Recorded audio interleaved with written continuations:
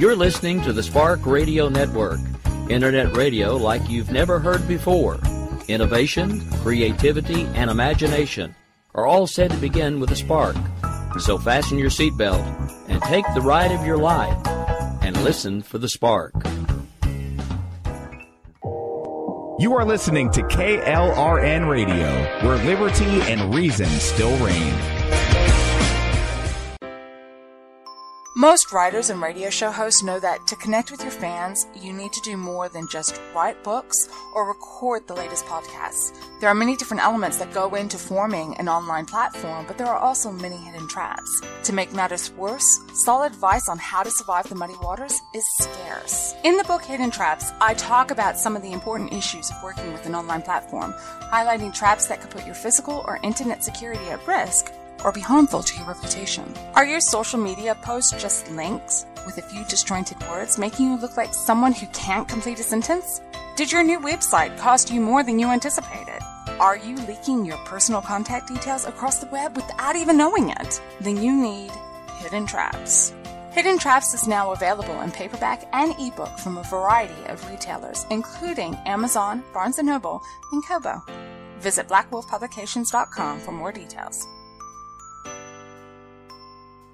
If you're 85 or younger, would you like peace of mind and comfort for your family? We're Final Expense Direct with an urgent message for you. The average funeral today costs over $8,000, but the most you'll get from government benefits is $255. How will your family pay the difference? We can help. Our senior plans start as low as just $1 a day and pay up to $30,000 for a funeral and other final expenses. Peace of mind is easy. There's no medical exam. You'll have lifetime coverage, and your plan can't be canceled as long as you pay your premiums. Call now for free information about our senior plans. Answer a few simple questions and receive approval right on the phone. Plus, call right now and we'll give you a discount prescription card for free. Call 800-553-8687. That's 800-553-8687. Again, 800-553-8687.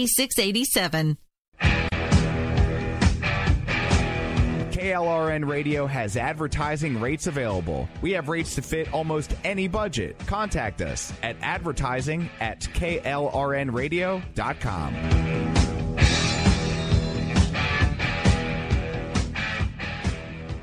Attention business owners and independent contractors. This is a money-saving message from Tax Mediation Services. If your business owes $20,000 or more in taxes, we can help you today, right now. Listen, dealing with the IRS is no picnic. It's an intimidating and extremely stressful process, and you don't want to go it alone. Our attorneys know every law, every tax break, and every possible opportunity to help you resolve and reduce your tax debt. And if you owe more than $20,000, you may be at the top of their hit list. So don't take your tax debt lightly, because it will not go away on its own. The IRS can seize your bank accounts, your home, and even shut down your business. Call our tax experts today at 1-800-783-0810 and let us deal with the IRS while you focus on your business. That's 1-800-783-0810. Again, that's 800-783-0810. My son was in the Army back during Desert Storm, but even then he wanted an MBA. He looked at a dozen schools, but only one offered the online education and flexibility he needed while he was in a tent in Iraq. Grantham University. Turns out that Grantham's been delivering affordable, relevant college and advanced degrees for over 65 years. Heck, if they can deliver a quality education to a soldier in a tent overseas, think about the flexibility Grantham can offer you so you can earn your degree too. It doesn't matter how complicated or full your life is. If getting a degree is on your bucket list, you'll want to do what my son did. You'll want to call Grantham. Find out how easy it is to get started on your education so you can check that college degree off your bucket list. Call Grantham right now, 800-910-1370. That's 800-910-1370. Flexible, affordable, relevant. Call 800-910-1370. Sometimes writers feel lost, unsure why a passage may not be working. It takes another set of eyes to help us nurture our writing into full maturity. At Black Wolf Editorial Services, we strive to enable writers to develop and grow, offering manuscript critiques and line edits through a mentoring editorial style. We also offer assistance on generating a writer's bio for your websites. Black Wolf Editorial Services, nurturing your writing into maturity. For a full list of services, visit blackwolfeditorial.com. And so, my fellow Americans, ask not what your country can do for you, ask what you can do for your country. Freedom is never more than one generation away from extinction. We didn't pass it on to our children in the bloodstream. The only way they can inherit the freedom we have known is if we fight for it, protect it, defend it, and then hand it to them with the well-taught lessons of how they in their lifetime must do the same.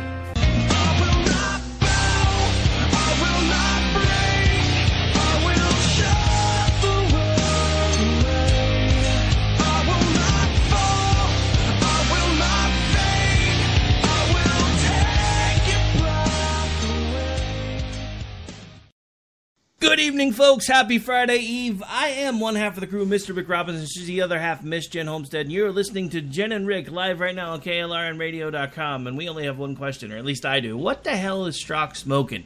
Because, today, depending on who you were listening to or reading, either the left loves Strzok and hates Gaudi or vice versa. All I got to say is we should have been here 10 months ago, but we'll get into that a little bit later. Good evening, Miss Jen. How are you? I'm doing all right. How are you doing? I'm doing all right. You know, it's almost Friday. You know, I live for the weekends. I know that's like, you know, when you read the self-help things and all the people that, you know, post the life coaching tips on Twitter and Facebook and everything else, they're always like, if you're living for the weekends, you need to change your job. And I'm like, I would love to change my job, but I can't seem to make what I want to do pay me full-time yet. But I'm getting closer. Oh, that kind of stuff always kind of annoys me. It's a really nice idea, and it's achievable for some, but it also high reality. Yeah, I know, right? If every person was able to do something they loved and get paid for it, can you imagine all of the ways in which our world would crumble? Dude, could you just think about that for a second? I mean, I think that's why everybody starts looking at, you know, like if you're into Star Trek, I think that's why everybody starts looking at things like, you know, the fact that in that particular universe, mankind has moved beyond money. So now everybody basically does what they want to do for the betterment of humanity. And I think that's one of the reasons why the socialists really stick to that idea, because that was actually why Roddenberry did it that way. Newsflash, if you didn't know, spoiler, Gene Roddenberry was a huge socialist. And that's why he made a socialist utopia in the future, because that's what he wanted for the planet. And now we have democratic socialists running for Congress and Senate. Something, you know, my great-grandparents would probably be rolling over in their graves right now for a number of reasons. That primarily on the list, because we used to fight off these people. Now we're welcoming them in with open arms and saying, yeah, sure, run for government. We don't want, you're fine. We understand that democratic socialism isn't quite the same thing as socialism, which is a lie, by the way. The left loves to say that, but that's not really true. Because you're still basically giving government control to all manufacturing and businesses. That's socialism. You can call it whatever you want, but it's still socialism. Just saying. It absolutely is. And acting like, this is the way of the future and that so many of the young on the left, this is what they support, and that it's trickled all the way up to boomers. It's just not true. But I do think that a lot in leadership are, that's what they're aiming for. Some of the very far left leaders, they're hoping that within a generation they can have, tons of them in office, and that most of America will feel like they do. And I'm not really buying it. Well, the problem is, if you really look at, at least if you look at the numbers that are being put out, a lot of people between the ages of about 18 to 25 actually do really think the way they do. And I think we can thank education for that, because we have all of these... No, Go ahead. But But I think the difference is, because I do know some of these people, I think the difference is that they've only heard about the good things, and they've only ever and they've been told that what happened, those horrible things that happened in other countries, are not truly socialism. They're not even true communism, to be frank.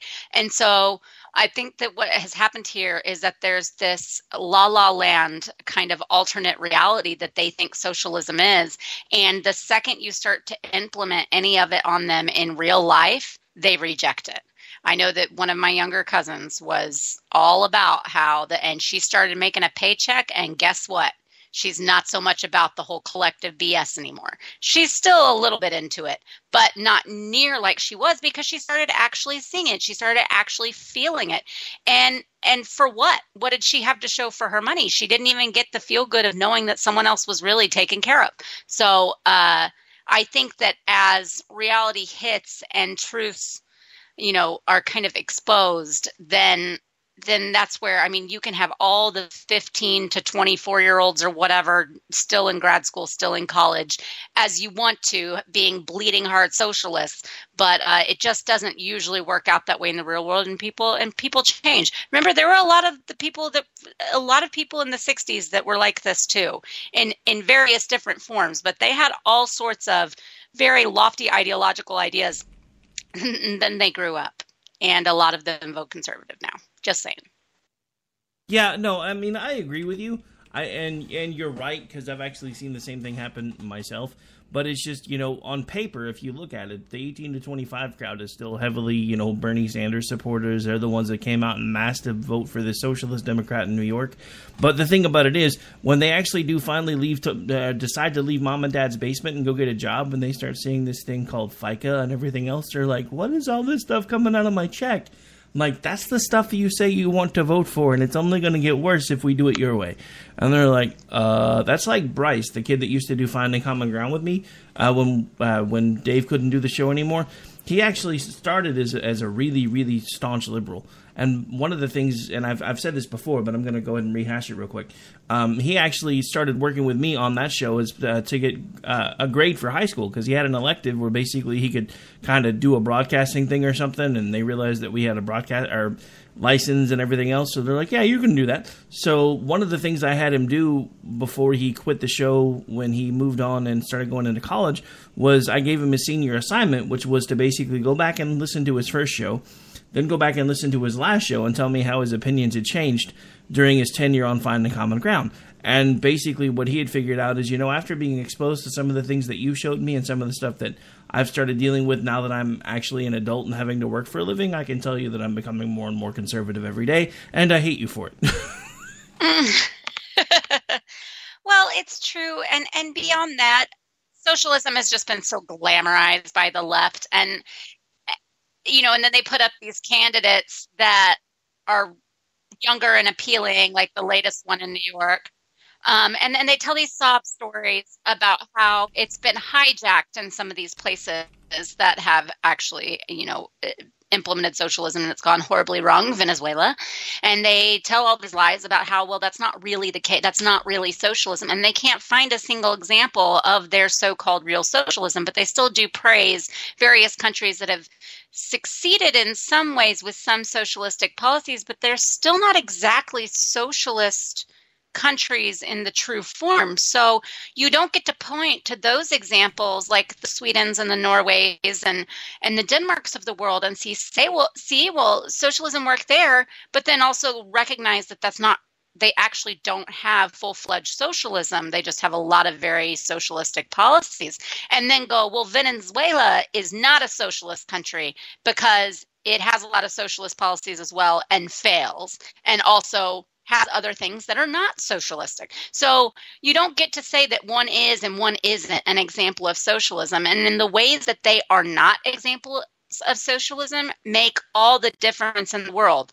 Having a dictator, allowing for capitalism, and still some sort of free market that you do in the northeastern European countries, that makes such a difference than what you find in countries like Venezuela. But they don't want to talk about that.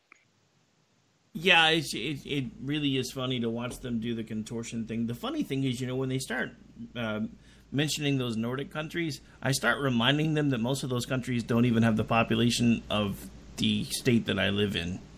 And they're talking about bringing policies that work there in very small population centers to here, where we have some of the largest landmass and a lot of population. And the problem is, the more people you put on a socialist utopia bandwagon, the less far the money can go. Because the other thing that starts happening, and I've seen this, I know a guy that was a college professor who did this for real. Outside of the story that everybody hears, I know somebody that did the same thing here locally because he didn't believe the story when he read it. So he asked for everybody's consent at one of the colleges that I was attending at the time, but I wasn't in his class. And he did the whole socialist experiment where they average grades and blah, blah, blah, yada, yada, yada. And the same thing happened in his classroom that happened in the story. By the end of the term, nobody was trying anymore because it didn't matter how hard you tried, because the ones that weren't trying anyway drug your grade down, so it didn't matter. And that's what you run into in a lot of ways when you start talking about full-on socialism, is everybody says, well, why do I need to try? The government's going to give me everything I want anyway. And then eventually the government runs out of stuff and everybody's starving. Right, and I don't, some of y'all may remember that back in March, my family, we hosted some of our friends from Norway, and one of them is the wife is someone who I've known all my life, actually. Our mothers have been very good friends since high school, and so we've known each other since we were born. And she married a Norwegian, and they have 2 little girls, and they live in Norway. And when they come here, the stories they tell, it is just there is so much good about their country, but like you said, it is such a small population. It's so much easier to implement that kind of thing. But then there's also stuff that's just like off the rails. So because they get so focused on so many of these social issues, and because they're so environmentally driven, the roads are absolutely terrible, because even though they get funding for it, they put the money towards other programs, and they don't want to fix the roads. And the reason they don't want to fix the roads is because they want to discourage people from driving and using cars, which pollute our planet and bad for the environment. It's not even a joke. They are one of the richest countries in the entire world, and they have some of the most terrible roads in Europe, because and when you look it up, like if you Google it, they always rank in the top 10. They rank in the top 10 alongside of like Iraq and Sudan and Afghanistan. And then you see Norway and you go, what? And it really is all about the environmental religion. And so that's the kind of thing you also get up there that affects so many things. It's not just the socialist policies. But you kind of lend yourself to that when you start going down the social justice warrior road. You kind of lend yourself to all kinds of progressive pet causes and kind of agendas that they're trying to push, and so that's what happens. Yeah, it's just funny to watch real time. It kind of reminds me of another conversation that I was having with another friend of mine, the original co-host of Finding Common Ground, who basically years ago when we first started doing that show, when the whole gay marriage thing was really starting to take off, and I warned him, you can say what you want, but eventually there's going to be folks that start calling for normalization of other things. So I showed him proof of that today, and he's like, well, that's different. And I said, Dave, you're not understanding. It was different back when it was, my grandfather's time or my great-grandfather's time, because they were looking at gay marriage and gay relationships the same way you're looking at pedophilia. So what's going to happen 80 years from now when this drumbeat of normalize has been going on? He's like, well, I hope kids still look at it and say that's gross. And I said, that's the same thing that our grandparents and great-grandparents said, and I won't finish the rest of the sentence because it's not fit for radio. But you kind of get my point. The same thing is going on now that started in the periphery with gay marriage. And I'm not saying anything one way or the other about whether it's wrong or not. I'm just saying that it's human nature to push the envelope. And now that the envelope has been pushed, the next group has stood up in line and they're trying to push the envelope further. And it's happening all the time, to the point where it's now, they've even put op-ed pieces in the New York Times about how this really shouldn't be a crime because it's a mental issue, which it is, but it still should be a crime. And that's the same thing that started happening with homosexuality, because at one point in time it was illegal, and then it was classified as a mental disorder. Now it's been completely normalized. So they're doing the same thing now that they were doing then, and I only hope that we wake up before that becomes a normal thing. Because I don't know if we're gonna. Hopefully it doesn't happen before I'm dead, because otherwise I might have to kill somebody. Oh my gosh. I was going to say, though, real quick, like, I mean, if you even think about it, it was even in the 2000s that, you know, there were still states that had sodomy laws on the books. Yeah, I know. My state and there was might one of still them. be some that do. Yeah, my state was one of them. Sodomy was illegal in this state until that ruling. Yeah, Lawrence v. Texas. But so the other thing I was going to say, going a little bit back to the young side of things, leaning towards this more favorably, you touched on one part, and that I think is totally true. Some of it's the education, and when you have such a large push for such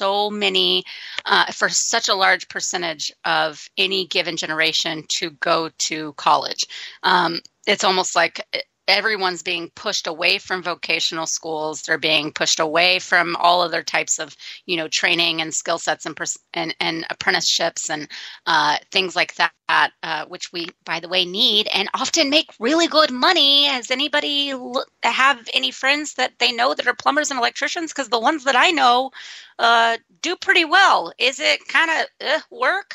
But man, if you can do it and you're good at it, you can make a great life for yourself. No college degree required. And we look down on that now, and that's being pushed by the media. It's being pushed by leftists in the media, and then they control academia. So when you have, you know, half of every generation now being told to go to college, and they go to college and they sit in those classrooms and this is how they're taught and what they're told, it's really hard to counter that until they do get the real world experience, and until they do have, you know, a friend that they respect that kind of blows the lid off, or a boss, or maybe even a parent, you know, a mentor of some sort who challenges them on their views, because they're not going to get challenged in that environment, and they're just going to be reinforced. And it's kind of natural for the young to be more liberal minded. That is freaking probably since the time of Jesus. Like, let's get real. That is an age-old thing in human nature, is for the younger generations to be a little bit more free-loving and liberal and free-thinking. And then they get serious and grow up, and, you know, some of them never do, but a lot of people do, or they at least bring it within reason. And so I think that, you know, when you have so much of that population going and then sitting another 4, maybe 8 years in the halls of academia, you are now taking it from this kind of youthful mindset to browbeating indoctrination that is much harder to shake. Yeah, and that's what worries me, is the browbeating indoctrination, because it's becoming more and more apparent. And the reason I say that is because we've actually gotten to the point, and I've seen this happen real time today. I've seen people that are watching the same hearings that are getting completely different reactions from the hearings based on what their point of view is. So we have people watching the whole Strzok thing today, and they're like, oh my God, Strzok is killing it. He's beating the crap out of Trey Gowdy. I don't know why they're wasting all this money. This never should have happened, and yada yada yada. Same people on the other side are saying the exact opposite. So what concerns me about this whole indoctrination thing is we're literally getting to the point. Sorry, Rob, that everybody is basically allowing whatever their perception is to color exactly how they feel about what's going on. I'm going to tell you exactly how I feel about what's going on, and that's that we should have been here 10 months ago.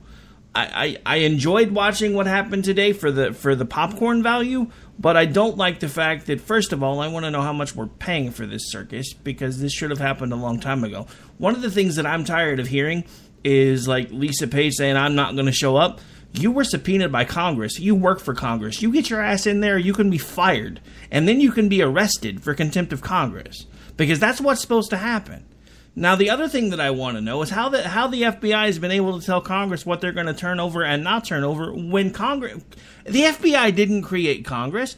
Congress created the FBI. I don't even understand why we have a Federal Bureau of Investigations in the first place, because our founding fathers would be rolling over in their grave about that to begin with. But at the same time, they work for Congress. They shouldn't be able to go. I mean, I heard him say that 20 times today. Under the advice of counsel from the FBI, because this is an ongoing investigation, I've been advised not to answer that question. Fine. Bang the gavel, take him behind closed doors, get the answer that you need, move on. If he doesn't want to answer it in public, you compel him to answer it in private, because everybody needs the answers to what the hell's been going on, because there was no way in hell that you can watch all of that and read all of those texts and not say that these people were biased towards Hillary Clinton. The dude said that she should win $100 million to zero while he was technically supposed to be investigating her and hadn't even questioned her yet. That's insanity. Sorry. Oh, I mean, he could have his personal opinion, Nick. That's always the excuse when stuff like this happens with Democrats. It's like, well, you can't be devoid of a personal opinion. Well, no, he has to be devoid of a personal opinion in situations like this if he's going to be able to execute his job fairly and justly. And it seems as if, from what we have seen, that it is very unlikely that he would be able to approach this investigation with anything other than utter bias. Yeah, no, I mean, the thing about it is, we're not just talking about a difference of opinion. We're talking about a complete loathing for the man that just won the presidency of the United States, to the point where before he was ever elected, they said, no, don't worry, we're going to stop it. Now, I think, taking the tinfoil hat off for a second, what I think he meant by we're going to stop it is I think he meant that there was no way the American people were going to vote for this guy. Because remember, this is the same guy that said, a woman who basically has nearly committed treason should have won 100 million votes to nothing. So yeah, I mean, in his mind, because everybody else thinks exactly the same way they do, and if they don't, then they're not actual people anymore. There should have been no reason for them to worry about it. And then when the vote came back, within a day, him and Lisa are texting back and forth with each other talking about impeachment. Mueller, however you say his name, hadn't even been appointed yet. Nobody knew what was going to happen, and they're already talking about impeachment and how they had an insurance policy. This is a problem for me. If you take everything this man has said behind closed doors, this is as close to treason as you can get without actually crossing a line. And the fact that nobody's calling him on that, not only that, but the fact that the left is looking at it like he's some sort of folk hero because he's trying to let everybody know what's happening with them there Russians. Dude, this thing has been going on for over a year. In this day and age, if there was something there, they should have been able to find it by now. Because we live in the electronic age. I don't know about you, but I can spend about 30 seconds on Google and find anything I want to know about anybody ever, including the things they think get deleted from Instagram and Snapchat. Yeah, I just think it's all so crazy. And I think that it's totally warranted to pull him up for questioning. And I think that everyone who's acting like it's so out of line is themselves being very biased, and they're looking at it through the purview of what they want to see, and they go, "Oh, I see nothing wrong with that. He's a person. He gets to say whatever he wants, and he gets to vote how he wants it." Well, that's not the issue at stake here. Of course he does, and of course he can talk with friends and family about his personal views, but will those views cloud him from doing the job he has sworn and the duty he has sworn to do? And acting like that is an absurd thing to question, given what we've seen come to light is just quite immature. So, not to put too fine a point on this before we go to break, because again, let he who has not sinned cast the first stone. But at the same time, the guy is basically being reviewed for his ethics while he was having an affair while married with another man's wife. I'm not really sure how far we gotta go to see what his ethics actually are. Just saying. just being honest. Eek. Anyway, yeah. That's probably just about a perfect time to take a break. So Go ahead. I'm of the mind that while I don't think that every mistake a person makes needs to define their life and can never be forgiven or should be too harshly judged, I do find that there are certain major character flaws, and these are not just mistakes, especially when they are repeated, they are planned, they are schemed, and they are continuously carried out as long as they can get away with them, basically. And I don't think that those are so-called mistakes. I think those are grave errors of and selfishness, narcissistic, and I think that it is a huge indicator of the overall character of the person. And I'm not saying people can't change and they can't figure out a way to not let themselves repeat those kinds of major grievances, but usually it's just not quite how it works with human nature. And so when you've got one thing like that, there's a lot more usually. Yeah, normally. Anyway, we're up against a break. Probably a great time to take one. We'll be right back. Stay tuned.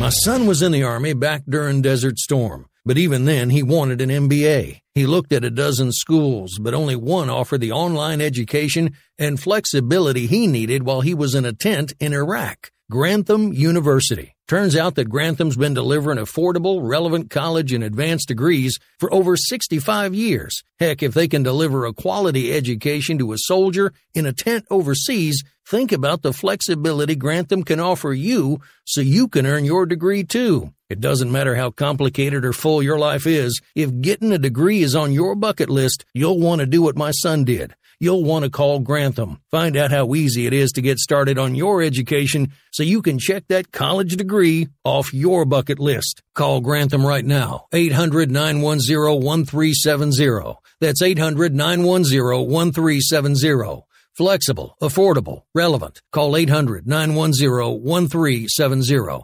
Tired of paying outrageous prices for Viagra? Well, we have great news for you. Now you can finally get Viagra at huge discounts. Healthy Man allows you to save up to $500 on Viagra. Why pay U.S. pharmacy prices of $15 per pill or more when you can get Viagra for less than $3 a pill? Call today and get 40 Viagra pills for only $99. This can cost as much as $600 at your local pharmacy. You can't afford not to call us. If you want Viagra at the lowest prices, never pay $15 a pill pharmacy prices again. Get Viagra for less than $3 a pill. Call 1-800-516-7602 today and save up to $500 and get 40 pills for just $99. Healthy Man is fast, easy, and affordable. Operators are waiting at 1-800-516-7602 to take your call right now. Call 1-800-516-7602. That's 1-800-516-7602. Again, 1-800-516-7602.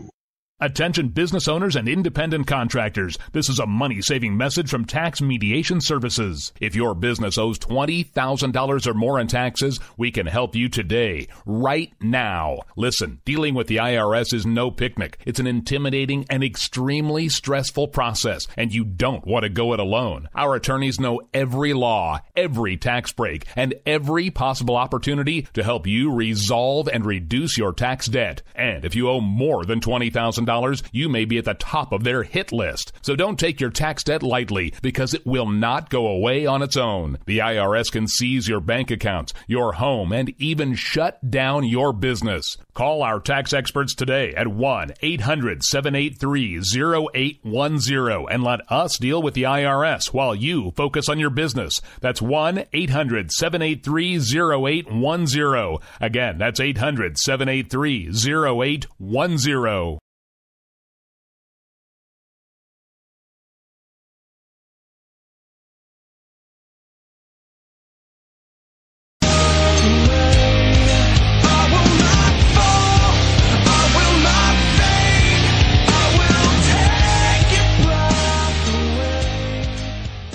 All right, folks, welcome back. We're halfway through the show, and to correct myself earlier, because apparently when I tried to say it was almost Friday, all you guys heard was it's Friday. I wish it was Friday, so maybe it was a slip, but it's technically Friday Eve or Thursday, because, that's when we do the shows, Tuesdays and Thursdays. But for those of you that listen on Lanterns Radio Network, when I send this over there occasionally, which today will probably be one of those days again, it might actually be Friday or maybe even Saturday by the time you hear this.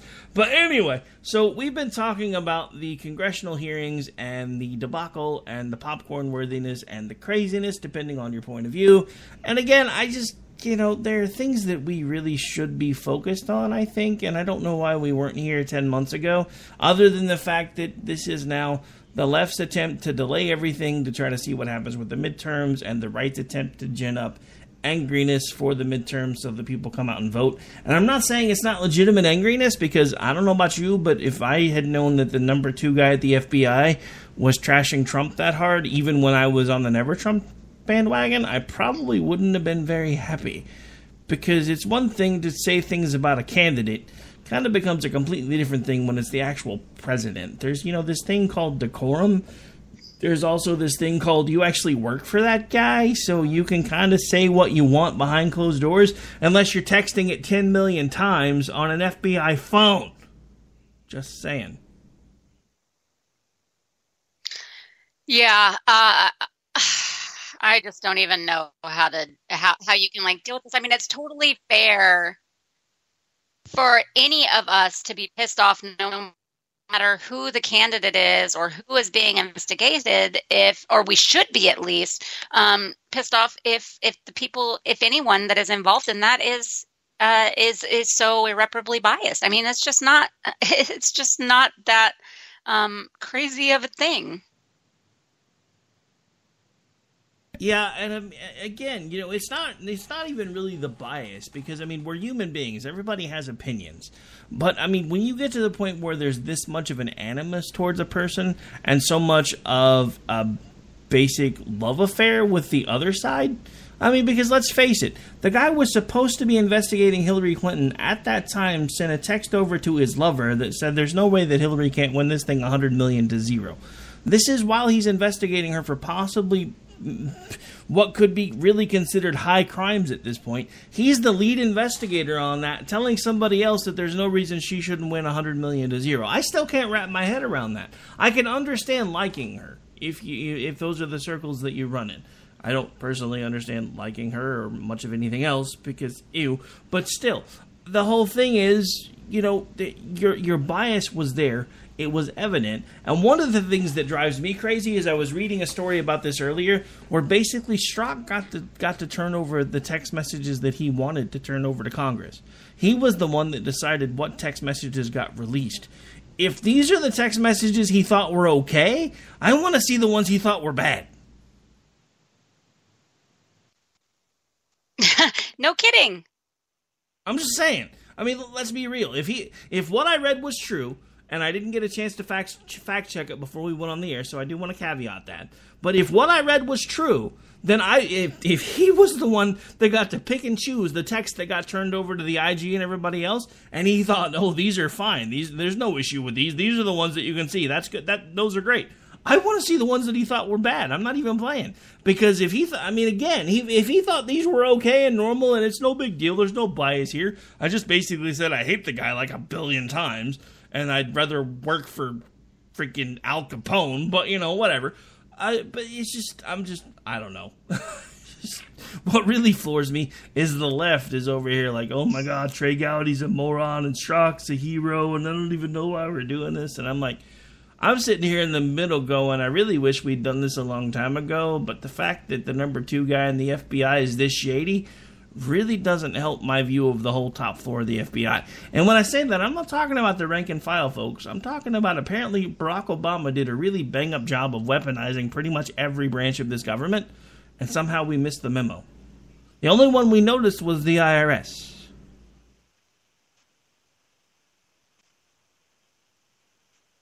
Uh-oh. Oops. I should have. I took a drink of water and didn't ever unmute. Yeah, it all seems serious to me, and I would think it was serious if it was the other way around also. I don't like the idea. I can think about it right now, that if there was some investigation going on and under Trump, that not like the idea of Trump's people or Trump even remotely influencing or directing people in the FBI in a way that already colors their view from the outset. I don't want that as a part of anything. I want the FBI to do their jobs, and I'm not saying they're not human and they can't have their own opinions, but when it's that intense, I think that they need to do what they were also trained to do, which is recuse themselves from certain situations. Because they can't be fair. I don't know. I'm still sitting over here shaking my head. I don't understand. I mean, here's the thing. This is probably as close to a banana republic as you could possibly get without actually being a banana republic. And that's pretty scary when you stop and think about it. Because we have talked about other countries that were basically banana republics, which is a really scary thing. And I didn't realize how close we had gotten while none of us were paying attention. Because it's one of those things, again, where I'm reminded of the phrase, who watches the watchers? Because let's not forget, the FBI is the national police force, which again I think is a major slap in the face of our founding fathers. And they are supposed to be overwatched by Congress. But at every turn, they tell Congress to go take a flying leap. So who's watching them if Congress isn't allowed to watch them because they keep saying they don't have to answer to Congress?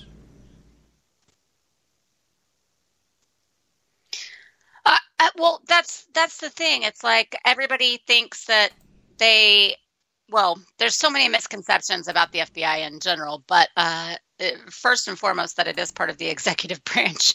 And yes, it is, subject to congressional oversight. So I just don't understand this entire no, the FBI is independent. No, but it's really not. I mean, yes, it is supposed to be independent as far as, how they operate on a day-to-day basis. But that doesn't mean that they're completely independent of anything ever.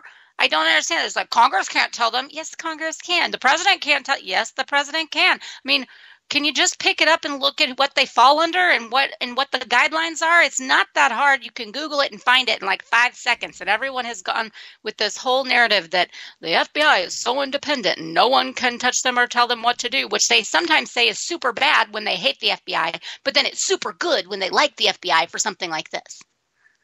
Yeah, that's the thing that and I've tried to use this analogy and people don't seem to grasp it, but this is the easiest way to explain it. Trying to say the FBI runs independently from the executive branch would be like trying to say that the NYPD is running independently from the mayor of New York City, which to a point is correct because they are completely separate areas, but let's not forget the commissioner of the NYPD answers to the mayor. For those of you who haven't watched Blue Bloods lately, I invite you to go back and listen to all the times that basically Frank Reagan tells the mayor, listen, mofo, I can quit whenever you want because I serve at your pleasure, but you're not doing this.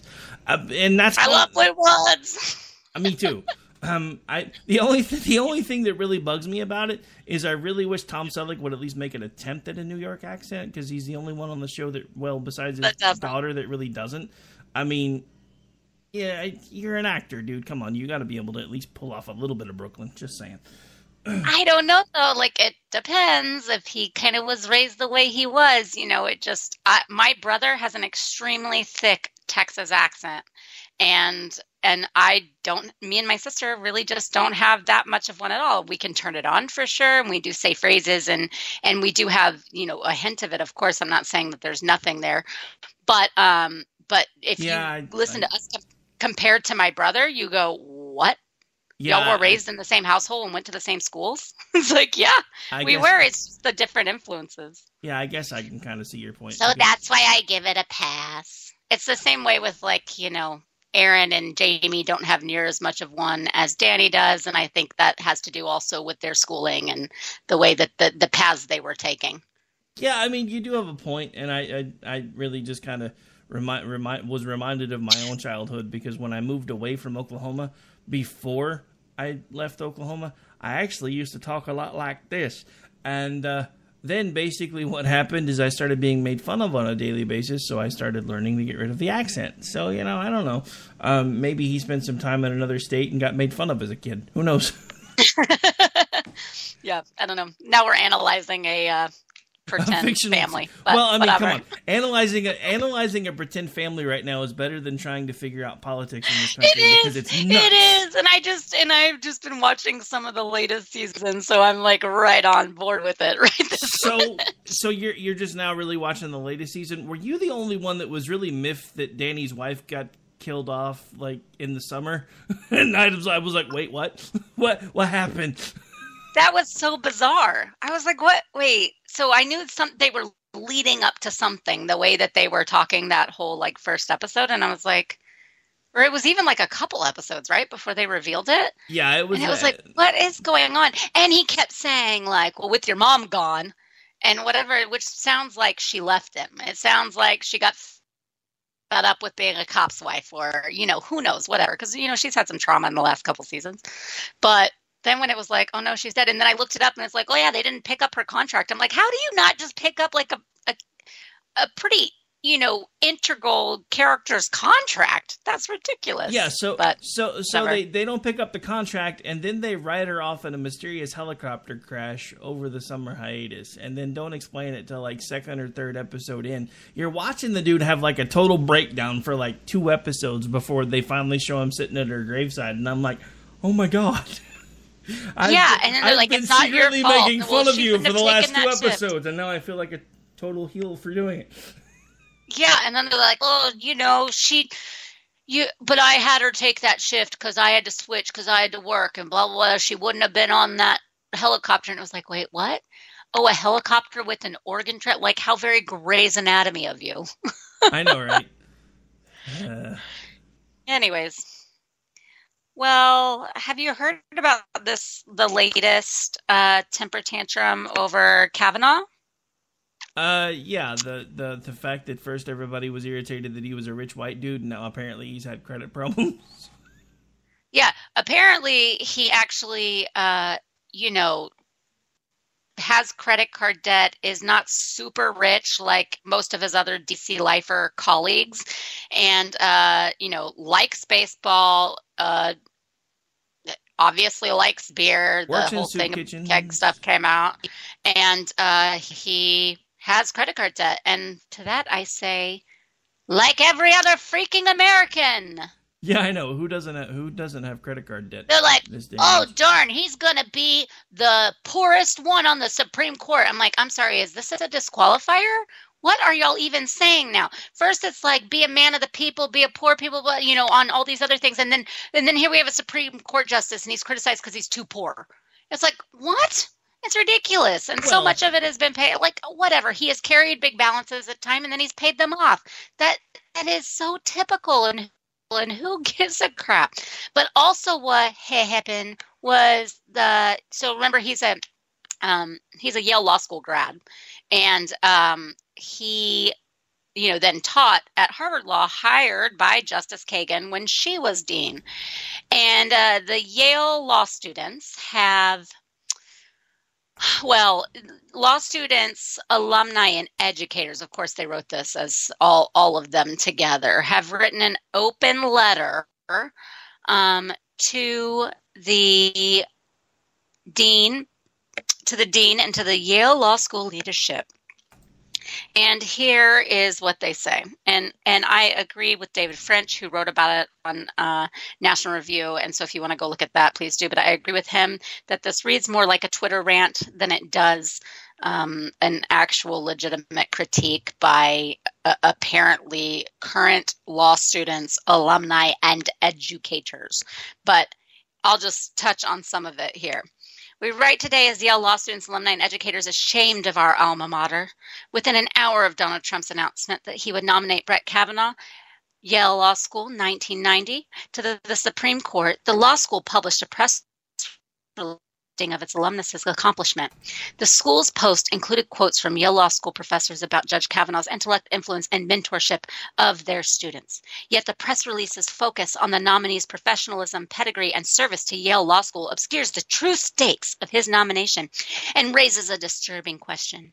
Is there nothing more important to Yale Law School than its proximity to power and prestige? Judge Kavanaugh's nomination presents an emergency for democratic life, for our safety and freedom, for the future of our country. His nomination is not an interesting intellectual exercise to be debated amongst classmates and scholars in seminar. Support for Judge Kavanaugh is not apolitical. It is a political choice about the meaning of the Constitution and our vision of democracy, a choice with real consequences for real people. Without a doubt, Judge Kavanaugh is a threat to the most vulnerable. He is a threat to many of us, despite the privilege bestowed by our education, simply because of who we are.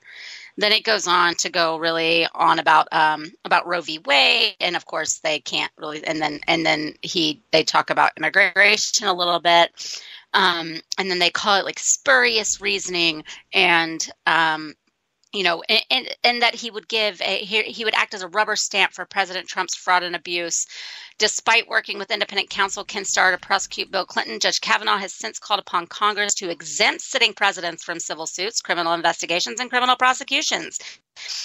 He is also, which by the way, if they are actually law students and they are alumnus and educators at Yale Law, then they would know that not is exactly the reading of that ruling by any means, but people keep pushing it. And the fact that they are too means they're either actually not as smart as they think they are, or they are, being purposely misleading. And that's worse in my opinion. So they just go on and on. He's wages in state based not on law, but on policy.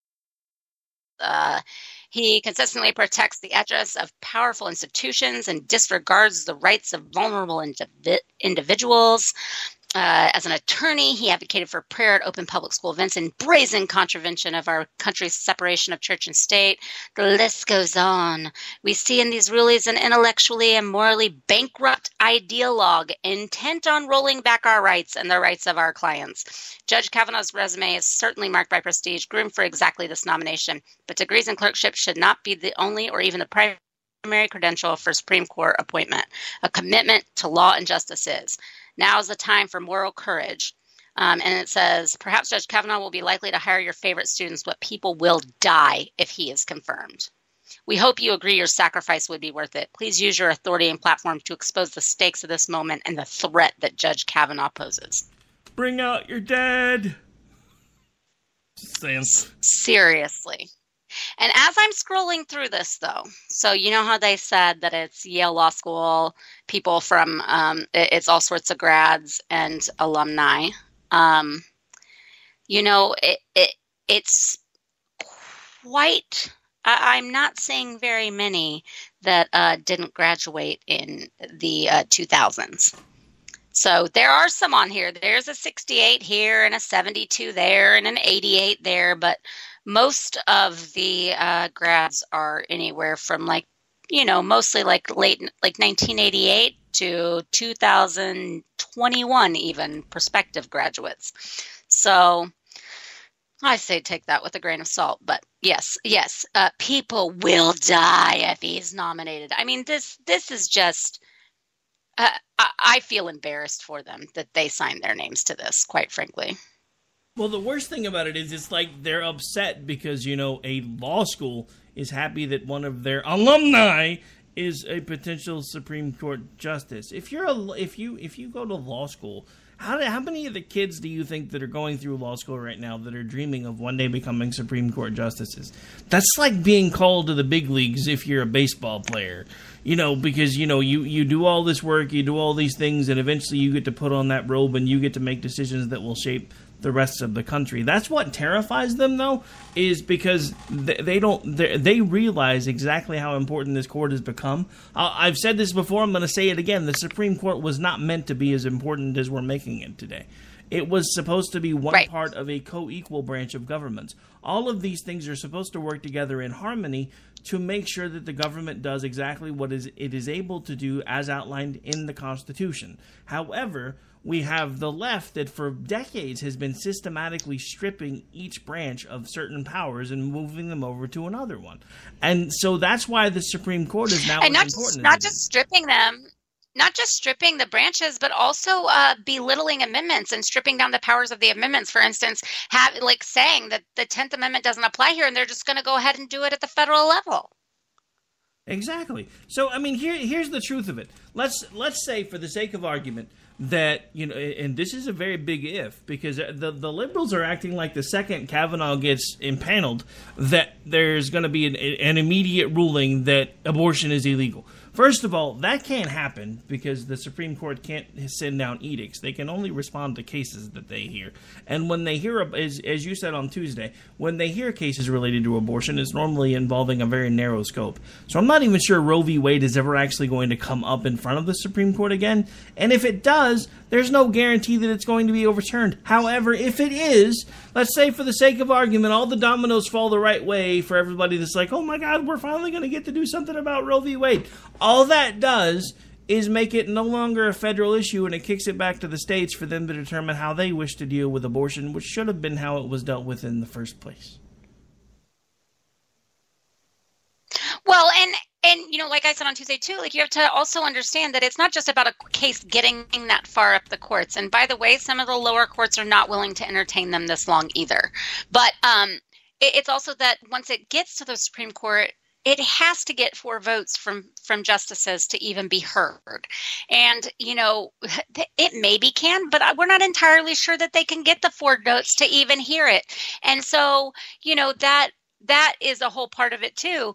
But like you said, even if they were to, we have no confidence really, even if Kavanaugh gets confirmed, I have no confidence that were a ruling to be allowed on Roe v. Wade, that it would be ruled on in favor of the pro-life movement.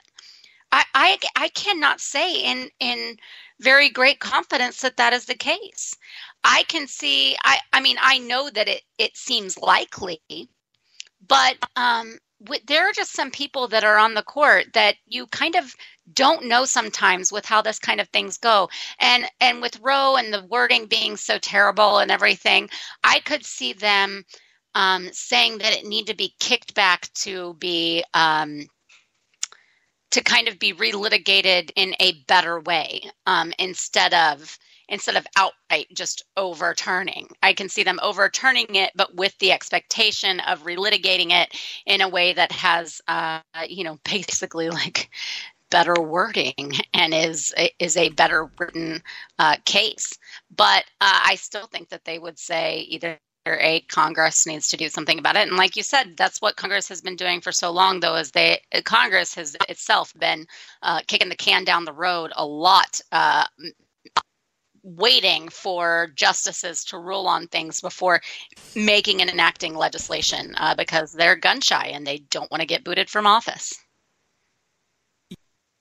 It all seems really, really weird to me that we've gotten to the point where we now wait for the Supreme Court to tell us what's constitutional instead of actually reading the Constitution and saying, we can kind of decide this on our own. That's why it's called the Constitution. It doesn't make any sense to me. Right. And I think this whole idea that Roe, like you said, I said, they're just going to call some special term the second that he's, confirmed, they're going to call some special term. They're just going to rule on Roe v. Wade willy-nilly. It just cannot even possibly happen. It's not that it won't happen. It's that it cannot. It absolutely cannot, will not, no way, no how happen. So all of this fear-mongering about it is just that. It's a bunch of scare tactics, and it's a bunch of screeching over nothing. So, I do think that we will see Roe come up in our lifetime if we have any judges, and not just the Supreme Court justices, but below, with any kind of moxie at all. But I don't think it's going to be in the next 2 years. I don't think it's going to happen right away. It takes forever for cases to go through the courts to then be heard by the Supreme Court. And to your thing about being called up to the big leagues, it's actually even more than that. It's like making the Olympic team when they've cut it down to 9. For the lawyers looking to be Supreme Court justices. It's like making the freaking Olympics. So, acting like this person, that anybody that gets even to the point of nomination, should not at least be respected for the hard work that they've done to make it to that position. You don't have to agree with them. You don't have to think that they'd be a great Supreme Court justice. But the fact that they get to that point where a president would even contemplate, a president and all of his advisors, by the way, would even contemplate nominating them is just, I think it's just so profound. Yeah, I just think it's funny. Even the ones I don't like. I just think it's funny that the left is, kind of. Oops, hang on, wrong thing. I just think it's funny that the left has suddenly decided that it's no longer cool to be working class, because that's basically what this guy comes off as, even though he's part of the DC Beltway and has been for a while. Because at first he was rich white dude.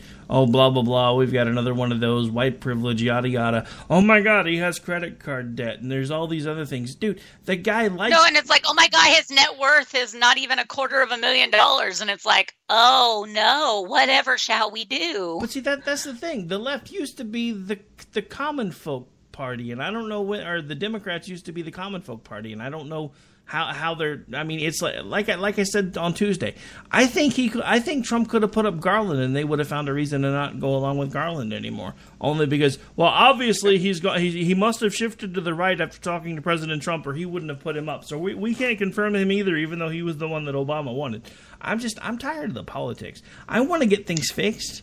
I want to fix what's broken. The only person right now that is actually trying to fix things that seems to be broken is Donald Trump. And as much as I didn't like the guy, at least he's keeping his promises. He's kept more promises in the first 18, almost 24 months than any other president in my lifetime. He's actually doing the things that he said he was going to do. Are all of them great? No, but at least he's doing what he said he was going to do. I'm just saying.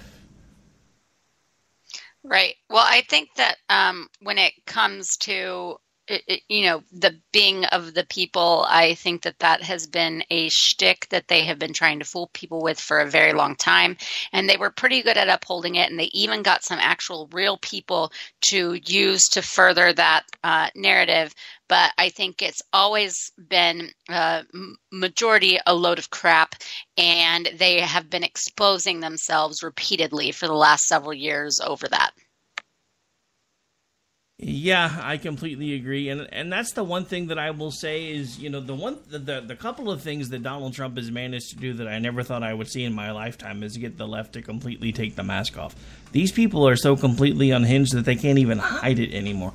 But on that note, we are actually well over top of the hour again, so we got to start working on getting out of here. Why don't you remind folks where it is that they can hang out with you when you're not on the air with me? Yeah, you can find me on Twitter at jhomestead. Find Misfits Politics at Misfits Politics, and come to misfitspolitics.com. Check out the latest piece, Weaponized First Amendment, by Al, who was part of the parody group that y'all heard on Tuesday. And then again on Wednesday, because it actually was over on Bunny's show too. Woohoo! It was funny. They didn't realize he was in the chat, and they're like talking up his voice, and he's like all of a sudden popping in, just all kinds of blushing. Awesome. Anyway, folks, that's going to do it for this particular episode of the Jen and Rick Show. I will be back with you here in just a couple minutes to kick off the Thursday edition of the America Off the Rails Show, where we will continue to talk about the craziness of the left and the events of the day. Hope everybody enjoys the rest of your Friday Eve, and remember, tomorrow is Friday. We will see you guys right here back on Jen and Rick next Tuesday. Take care. God bless. We'll see you when we see you. For those hanging put, we'll be back here in just about a minute or so.